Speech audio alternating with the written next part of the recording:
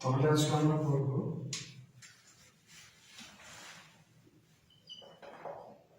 বায়োমলিকিউল। প্রথম ব্যাচ, ঠিক আছে? বায়োমলিকিউল বায়োমলিকিউল বায়োমলিকিউল এখানে পড়ার বিষয় কি আছে, পারপাস কি, উদ্দেশ্য কি? এই চ্যাপ্টারের উদ্দেশ্য হচ্ছে যে কোনো একটা জীব আছে, সেটা কি দিয়ে তৈরি? হতে পারে সেটা ব্যাকটেরিয়া, হতে পারে সেটা মানুষ। এই যে মানুষ আমরা আছি, বা গরু আছে, ছাগল আছে, কোনো একটা গাছ আছে, লতা পাতা আছে, তো এগুলো কি দিয়ে তৈরি? আমরা দেখতে পাচ্ছি যে একটা গাছ আছে, বাট ওই গাছটার মধ্যে কি উপাদান আছে? যেরকম একটা দরজা, সেটা লোহা দিয়ে তৈরি, তো সেরকম ওর মধ্যে রাসায়নিক উপাদানটা কি আছে, কি দিয়ে তৈরি, সেই জিনিসগুলো আমরা যেখানে জানবো সেটা হচ্ছে আমাদের এই চ্যাপ্টারের উদ্দেশ্য। সজীব কোষ কোন অণু দিয়ে তৈরি? তো বায়োমলিকিউলস মানে হচ্ছে সজীব কোষের অণুসমূহ। এখানে প্রথমে ডেফিনেশনটা কি আছে, সংজ্ঞা। বায়োমলিকিউলস এর যদি সংজ্ঞা বলতে হয় তাহলে মলিকিউল একটা অণু which are produced, যেটা তৈরি, produced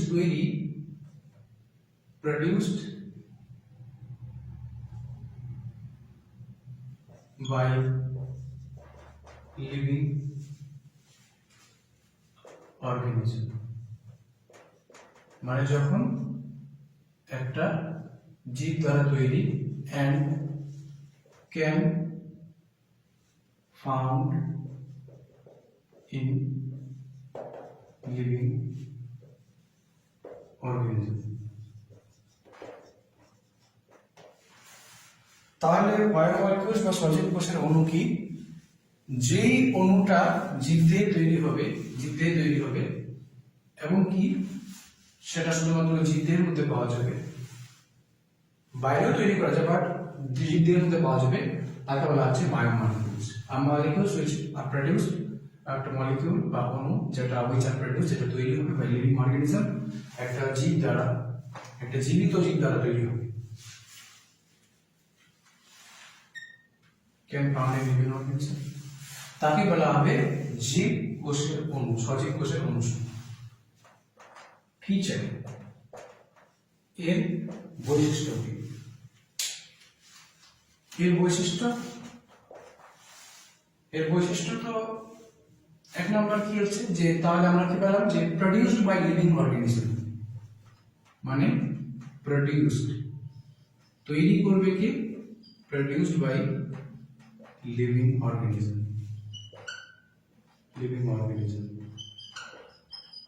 জীব সেটাকে তৈরি করবে। দ্বিতীয়ত কি? ফাউন্ড ইন লিভিং, জীবের মধ্যে পাওয়া যাবে, ফাউন্ড ইন লিভিং, জীবের মধ্যে এটাকে পাওয়া যাবে, ফাউন্ড ইন লিভিং, জীবের মধ্যে এটাকে পাওয়া যাবে। তারপরে 3 নম্বর বৈশিষ্ট্য কি? 3 নম্বর বৈশিষ্ট্য হচ্ছে যে এই যে সজীব কোষের অণুসমূহ, এগুলো হচ্ছে এক ধরনের অর্গানিক পদার্থ, অর্গানিক কম্পাউন্ড,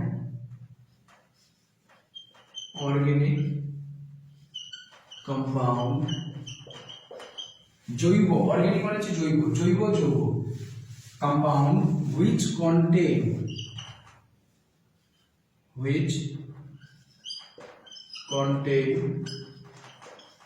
যার মধ্যে কি থাকবে? কার্বন থাকবে,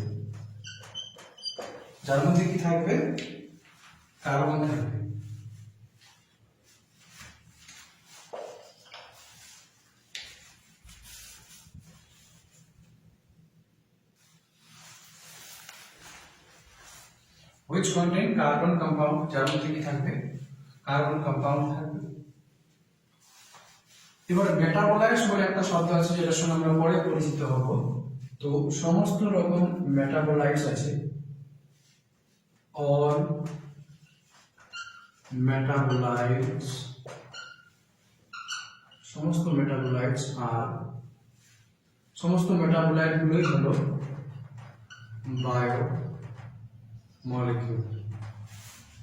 বায়োমলিকিউল।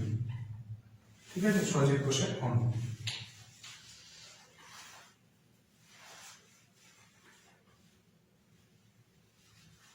তাহলে একটা জীব কি দিয়ে তৈরি? সজীব কোষের অণু দিয়ে তৈরি। আর সজীব কোষের অণু কি? যেগুলো বায়োমলিকিউলস কি, যেটা জীব দ্বারা তৈরি হবে, যেটা জীবের মধ্যে পাবো। আর কি হবে? এটা অর্গানিক হবে, জৈব বস্তু, কারণ এর মধ্যে কার্বন অবশ্যই থাকবে। কার্বন অবশ্যই থাকবে, তাহলেই তাকে আমরা বায়োমলিকিউল বলবো। যদি মানুষের দিয়ে পাওয়া যায় বা কোনো জীবের দিয়ে পাওয়া যায় কিন্তু ওখানে কার্বন নেই, তাহলে সেটাকে আমি অর্গানিক কম্পাউন্ড বা বায়োমলিকিউল বলবো না। যেমন মনে করো যে জল, এটা মানুষের দিয়ে পাওয়া যায় বা যে কোনো জীবের দিয়ে পাওয়া যায়, বাট এটা কিন্তু আমরা বায়োমলিকিউল বলবো না, কারণ এখানে কার্বন নেই। তাহলে এটা হবে ইনঅর্গানিক কম্পাউন্ড। ইনঅর্গানিক, এটা হবে ইনঅর্গানিক। তাহলে আমরা এবার তো আমরা জানলাম যে বায়োমলিকিউলস আছে, আর কি কি আছে সেটা এবার দেখব। তো যখন আমরা দেখলাম যে কোনো একটা অ্যানিমেল টিস্যু, প্রাণী কলা, কোনো একটা প্লান্ট টিস্যু বা উদ্ভিদ কলা, ঠিক আছে, অথবা কোনো মাইক্রোবিয়াল পেস্ট বা কোনো মাইক্রোবিয়াল বলতে ছোট কোনো জীবাণু আর কি পেস্ট, ওটাকে পেস্ট করা হচ্ছে। তো এবার এটাকে যদি আমি কেমিক্যালি অ্যানালাইজ করি, কেমিক্যালি অ্যানালাইজ মানে রাসায়নিক ভাবে অ্যানালাইসিস করি। কেমিক্যাল অ্যানালাইসিস মানে রাসায়নিক ভাবে পরীক্ষা করে দেখা যে তার মধ্যে কি আছে। মনে করো যে এটা পেন আছে, মার্কার আছে, তো এটাকে যদি আমি রাসায়নিক ভাবে অ্যানালাইজ করি তাহলে এর মধ্যে পাবো আমরা প্লাস্টিকে যা যা উপাদান থাকার কথা সেটাই পাবো। তো কেমিক্যালি অ্যানালাইজ মানে ওর মধ্যে কি আছে। জলকে যদি আমি কেমিক্যালি অ্যানালাইজ করি তাহলে কি পাবো? ওর মধ্যে হাইড্রোজেন আছে, অক্সিজেন আছে, খুব শুদ্ধ বাংলা, ঠিক আছে। তো কেমিক্যালি অ্যানালাইজ করে কি পেলাম? কি কাকে অ্যানালাইজ করলাম? জীবের মধ্যে যা আছে, যেরকম প্রাণী কলা, উদ্ভিদ কলা, আর কি আছে? Microbial pest. এছাড়াও আরেকটা কি নিলাম? আর্থ ক্রাস্ট, পৃথিবীর কোনো ক্রাস্ট, আমাদের মাটি, কোথা থেকে বালু, এগুলো।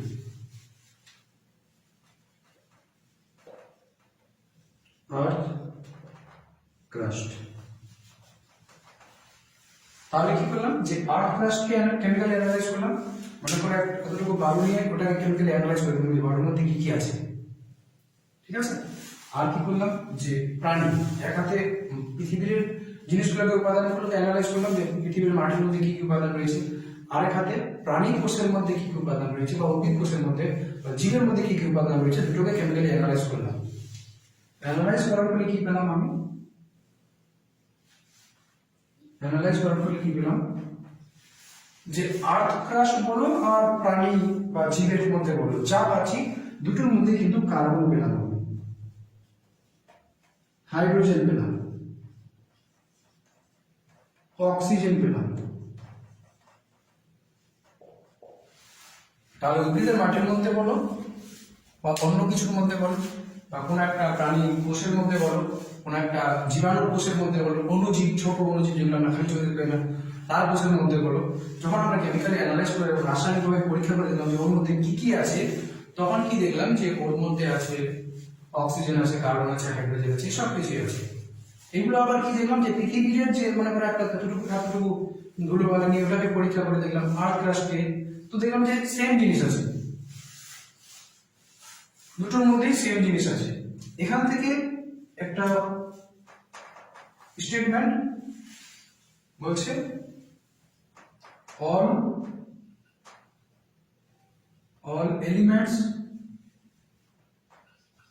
elements of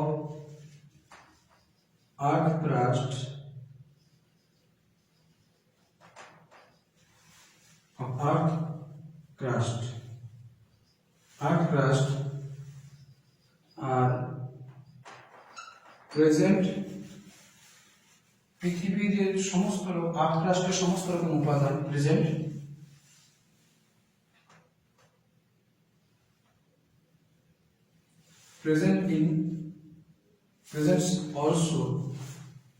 present also in sample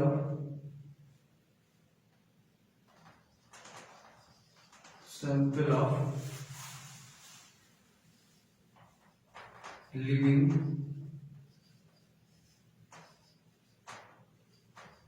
tissue।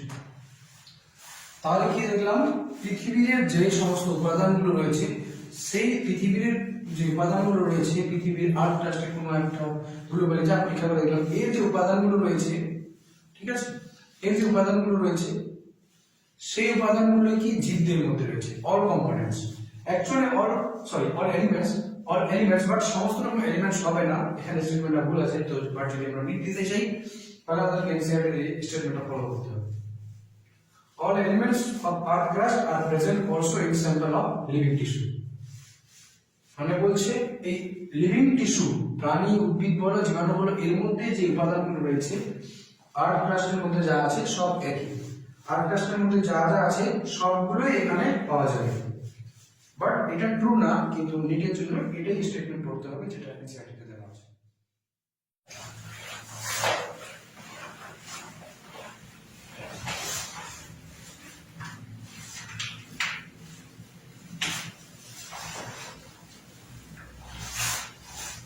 তো আমরা দেখলাম যে অল কম্পোনেন্টস, জীবিত জীবের মধ্যে যে উপাদান রয়েছে সেগুলাই পৃথিবীর বুকে রয়েছে। Closer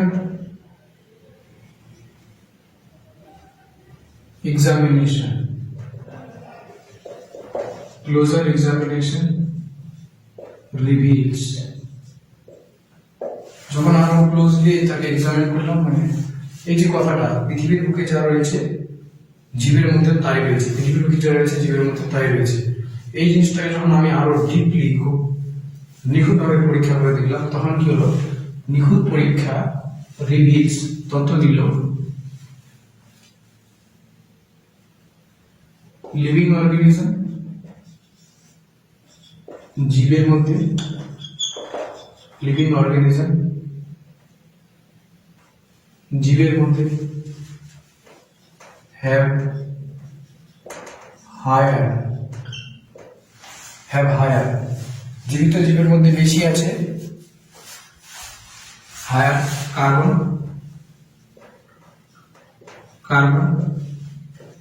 and hydrogen, have higher carbon, higher amount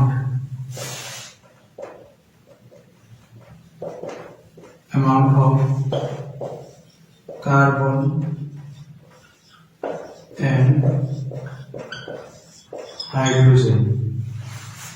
carbon এবং হাইড্রোজেন কি আছে, জীবিত জীবের মধ্যে বেশি করে আছে, আর জীবের মধ্যে বেশি করে আছে। দেন আর্থ ক্রাস্ট, পৃথিবীর মধ্যে যেটা কার্বন আর হাইড্রোজেন আছে তার থেকে জীবের মধ্যে বেশি কার্বন এবং হাইড্রোজেন আছে। এই কথাটা আমি পেলাম। তো কেমিক্যাল অ্যানালাইসিসটা লিখি।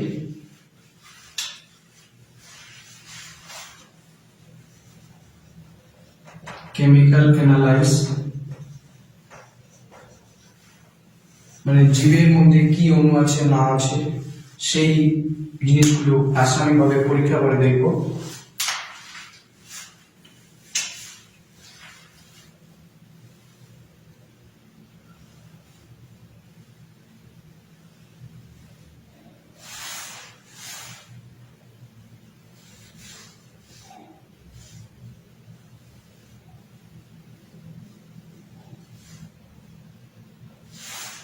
রাসায়নিকভাবে কি আছে না আছে সেটা পরীক্ষা করে দেখব।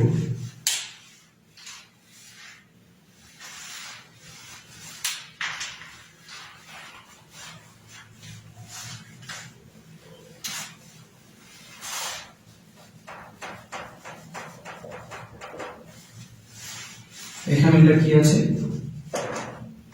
লিভিং টিস্যু, কোন জীবের কলা, যেমন লিভার পিস। লিভারের মধ্যে বিভিন্ন কোষের গুচ্ছ আছে, তো লিভারে একটা কলা থাকতে পারে। তারপরে মাইক্রোবস, জীবাণু, এগুলোকে কি করলাম, এখানে দিলাম। ঠিক আছে, দেওয়ার পরে এটাকে বলা হয় পেস্টেল।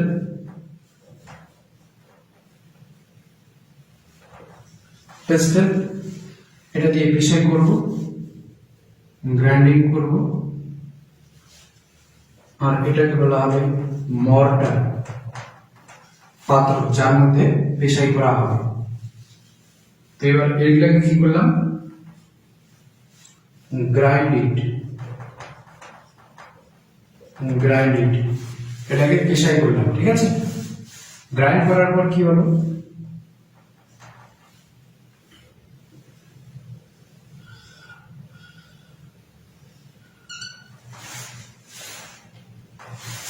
গ্রাইন্ড করার পর এগুলো এই যে টিস্যু বা আমরা এটা তীরের কোনো অংশ নিয়েছিলাম বা প্রাণীর কোনো একটা অংশ নিয়েছিলাম, তো এই যে প্রাণীর কোনো মাংস টুকরো নিয়েছি, ওটা কি হবে, ছোট ছোট ভেঙে ভেঙে ভেঙে ভেঙে যাবে না, বিষয় করি, তো পেস্ট তৈরি হয়ে গেল।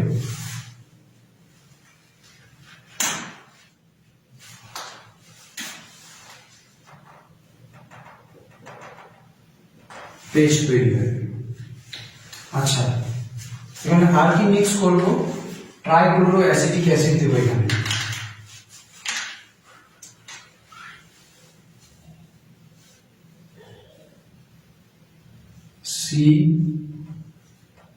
C3C double H, এই জিনিসটা কি, ট্রাইক্লোরো অ্যাসিটিক অ্যাসিড দিলাম, ট্রাইক্লোরো অ্যাসিটিক অ্যাসিড। আর এই যে তোমার জীবের উপাদানগুলো মিক্স হয়ে আছে,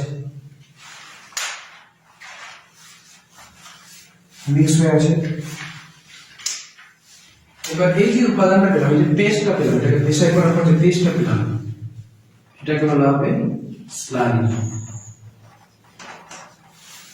বা পেস্ট। এবার এটাকে কি করব, স্ট্রেন করব বা ফিল্টার করব, পরিশোধ করব। Strain by cheese cloth or cotton বা চিজ ক্লথ দিয়ে এটাকে ফিল্টার করব।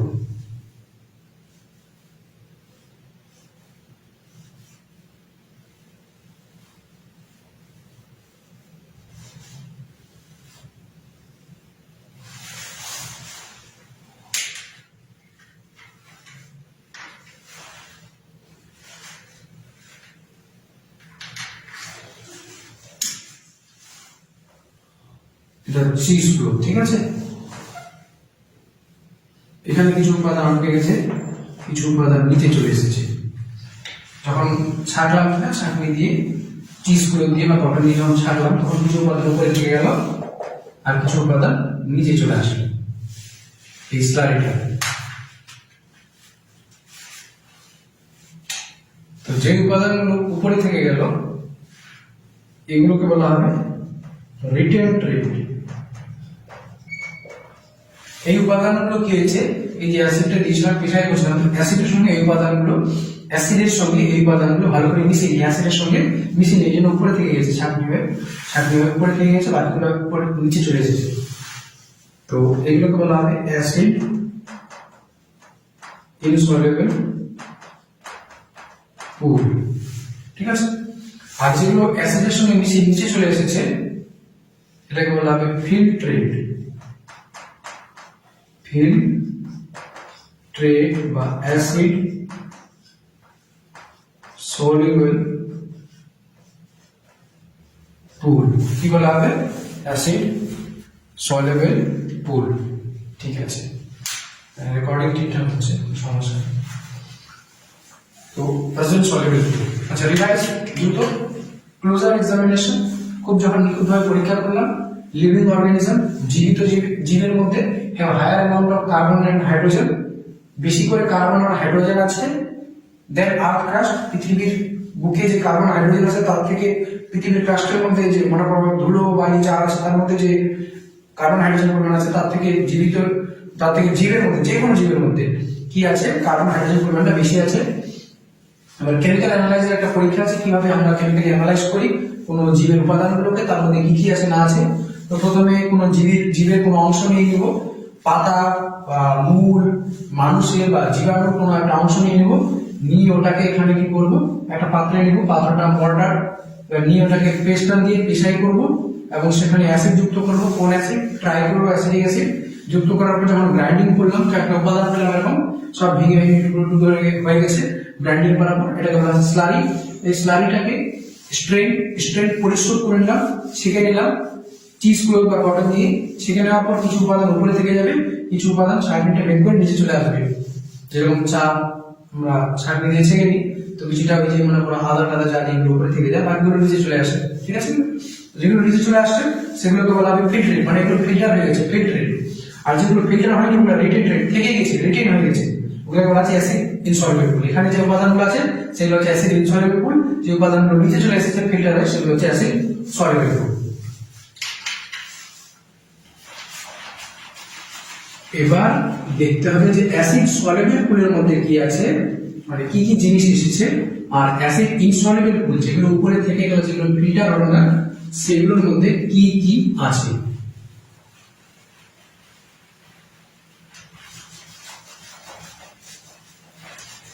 সেগুলোর মধ্যে কি আছে?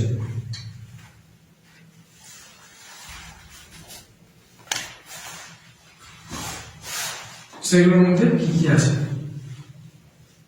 অ্যাসিড সলিউবল পুল,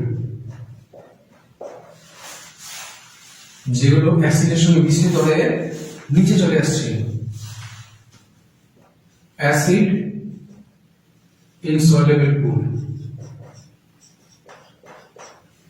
যেগুলো মিশে যায় না। অ্যাসিড ইনসলিউবল আসবে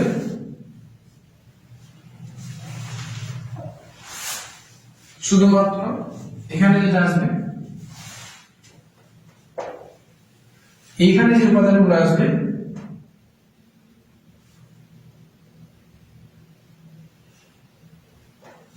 মলিকিউলার ওয়েট হবে,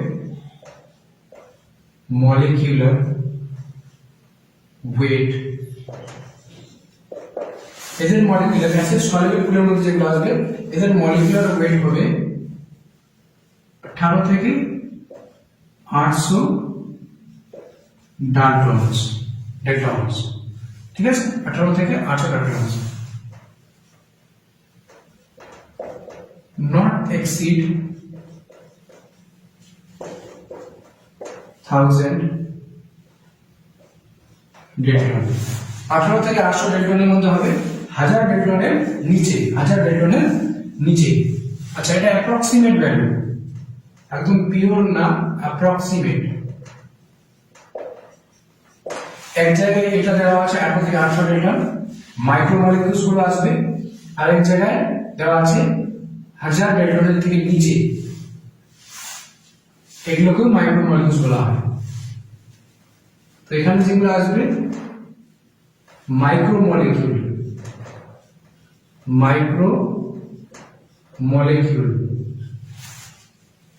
সঙ্গে কি আসবে ইনঅর্গানিক কম্পাউন্ড, অজৈব বস্তু, ইনঅর্গানিক অজৈব বস্তুগুলো আসবে।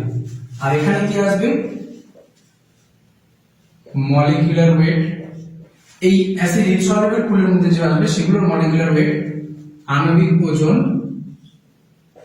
মলিকিউলার ওয়েট কি হবে 10,000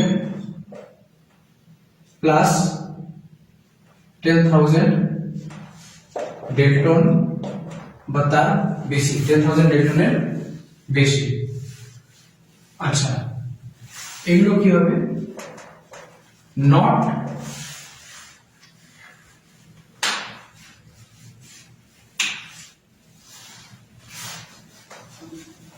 নট এটাতে কি আছে, not polymeric সাবস্টান্সেস, not polymeric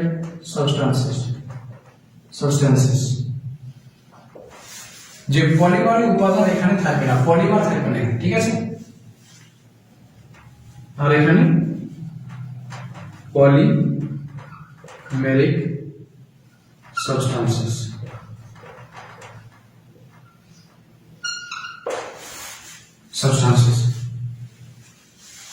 except lipid polymeric substance না হওয়া সত্ত্বেও এটা কিন্তু অ্যাসিড ইনসলুবল নিয়ে আসবে। এটা নিয়ে আরো গল্প আছে অনেক, যেটা আমরা পরে জানবো। পলিমারিক সাবস্টেন্সেস, পলিমার কি জিনিস? পলিমার মানে হচ্ছে একটা একই রকম উপাদান দিয়ে এরকম বড় একটা শৃঙ্খল তৈরি হয়েছে, চেন তৈরি হয়েছে, এটা হচ্ছে পলিমার। আর এই যে একটা উপাদান একে বলা হচ্ছে মনোমার। একটা উপাদান হলে মনোমার, আর সেই একই রকম উপাদান দিয়ে যখন অনেক বড় একটা অণু গঠিত হয়েছে, অনেক বড় একটা বৃহদাকার অণু তৈরি হয়েছে, তখন তাকে বলা হবে পলিমার, ঠিক আছে। তো এখানে পলিমারিক থাকবে না, মানে এরকম উপাদান থাকবে না, তাহলে এরকম উপাদান থাকবে, মনোমারিক উপাদান থাকবে, আর এখানে পলিমারিক উপাদানগুলো থাকবে। এখানে কি থাকবে? এখানে মাইক্রোমলিকুল ছোট ছোট অণুগুলো থাকবে, এখানে বৃহদাকার অণুগুলো, এই যে 10,000 ডেল্টন, এখানে থাকবে ম্যাক্রোমলিকুল, শুধুমাত্র ম্যাক্রোমলিকুল থাকবে, ম্যাক্রোমলিকুল বৃহদাকার অণুগুলো থাকবে।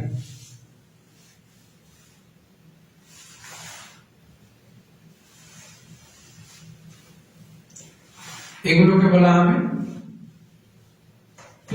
হবে ফিল্ট্রেট, আর এগুলোকে বলা হবে রিটেন্ট রেট।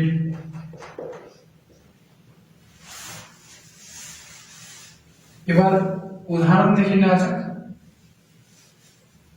আচ্ছা, এখানে কি থাকবে? ম্যাক্রোমলিকুলের সঙ্গে রিটেন্ট রেটটা এখানে লিখে দেওয়া যাক একটু উঁচুতে। রিটেন্ট রেট ম্যাক্রোমলিকুল only 4 compounds, শুধুমাত্র 4 রকম comes in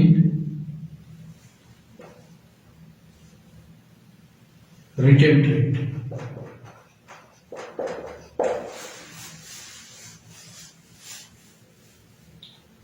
শুধুমাত্র 4 রকম উপাদান এই রিটেন্ট রেটের মধ্যে আসবে, ঠিক আছে।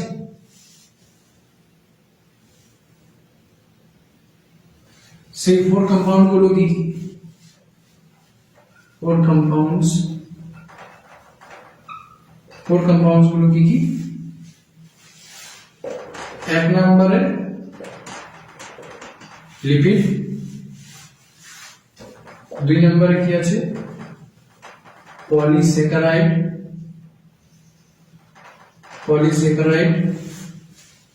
পলিস্যাকারাইডের মধ্যে অনেকগুলো আসবে, সেলুলোজ, কাইটিন, হেমিসেলুলোজ, পেকটিন, তো একটা স্টার্চ, অ্যামাইলোপেকটিন আছে,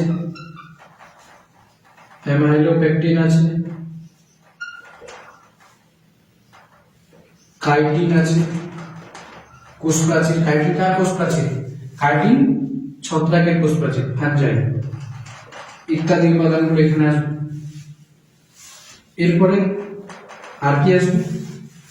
প্রোটিন আসবে, এখানে প্রোটিন আসবে।